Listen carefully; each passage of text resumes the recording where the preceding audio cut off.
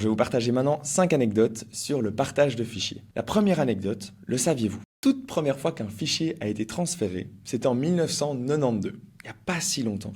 Et c'était par un groupe de musiciens amateurs. En fait, ils ont juste partagé une photo de leur groupe par mail.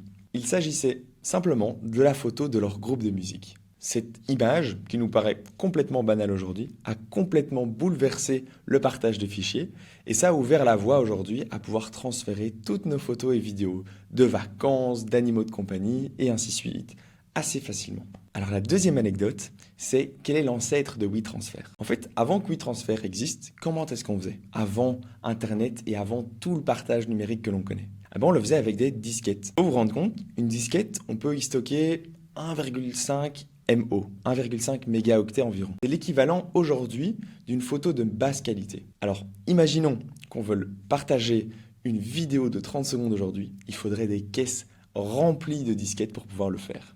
Alors, la troisième anecdote, c'est pourquoi est-ce que les emails ont une limite de taille? En fait, c'est assez simple. Prenons un exemple classique, le facteur qui passe dans la rue devant chez nous. Le facteur, il va donner du courrier dans les différentes boîtes aux lettres ou alors des colis tout fins. Mais dès qu'il s'agit d'amener des plus gros colis, des plus grosses livraisons qui prennent plus de place ou qui sont plus lourdes, il faut faire appel à un service externe.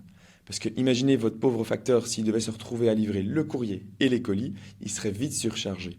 Sur Internet, c'est exactement la même chose. L'idée du WeTransfer, c'est en fait notre service de livraison de gros fichiers qui est en parallèle de nos boîtes mail classiques. Quatrième anecdote, c'est comment est né WeTransfer. En fait, en 2009, les créateurs de WeTransfer étaient frustrés du fait de ne pas pouvoir partager leur création artistique simplement. Et donc, ils se sont dit, on va créer WeTransfer.